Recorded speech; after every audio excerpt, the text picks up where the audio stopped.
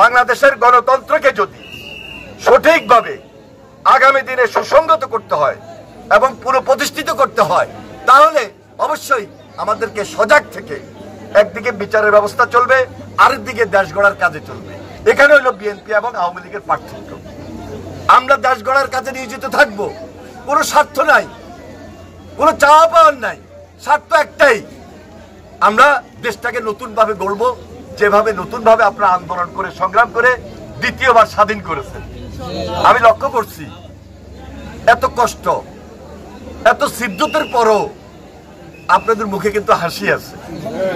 হাসিটার কারণটা কি? যে মুখ খুলে কথা বলতে পারতেছি, স্বাধীনভাবে চলাচল করতে পারতেছি, স্বাধীনভাবে বসবাস করতে পারতেছি, কারোর কোনো কর্তৃত্ব নাই, ফাঁসিবাদী কোনো শাসন নাই, মামলা হামলার কোনো ভয় নাই। তবে আইনকে কেউ নিজের হাতে তুলে নেবেন না।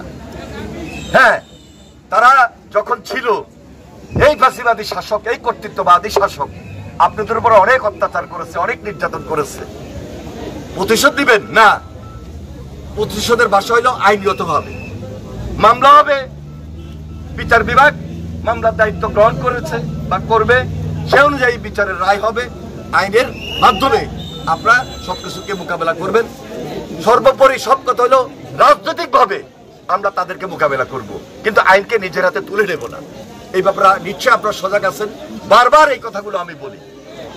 আর এলাকার উন্নয়নের জন্য ভবিষ্যতে আপনারা আমাদেরকে এমন একটা সুযোগ তৈরি করে দিবেন, যে সুযোগের মধ্য দিয়ে আমরা এই দেশটাকে সুন্দর বাংলাদেশ গড়ে তুলতে পারি। আর পাশাপাশি আমি একটা ধন্যবাদ না জানালে নয়, বিশেষ করে আমাদের ছাত্র দল, যুব দল, স্বেচ্ছাসেবক দল যে উদ্যোগ নিয়েছে, এটা প্রশংসার দাবি রাখে। এই যে বন্যার সময়, এই যে ডলের পানির যে বন্যা, ষড়যন্ত্রের পানির যে বন্যা, এই বন্যার সময় ছাত্ররা রাস্তায় কাজ করেছে না, রাস্তা রিপেয়ার করেছে না। আমি তাদেরকে ধন্যবাদ জানাই, আমি তাদেরকে অভিনন্দন জানাই, কারণ এখনো চলমান আছে এবং এটা চলমান থাকবে।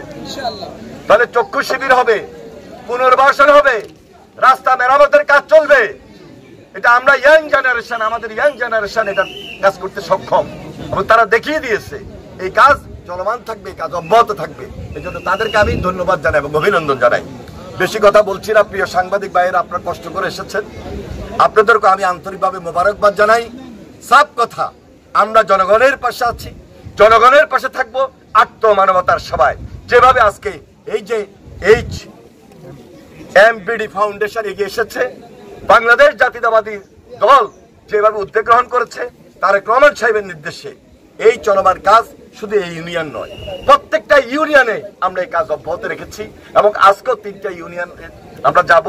এইভাবে ধারাবাহিকভাবে পুরা জেলায়, বন্যার্ত এলাকায় আমরা মানুষের পাশে আছি, মানুষের পাশে থাকবো ইনশাল্লাহ। ধন্যবাদ।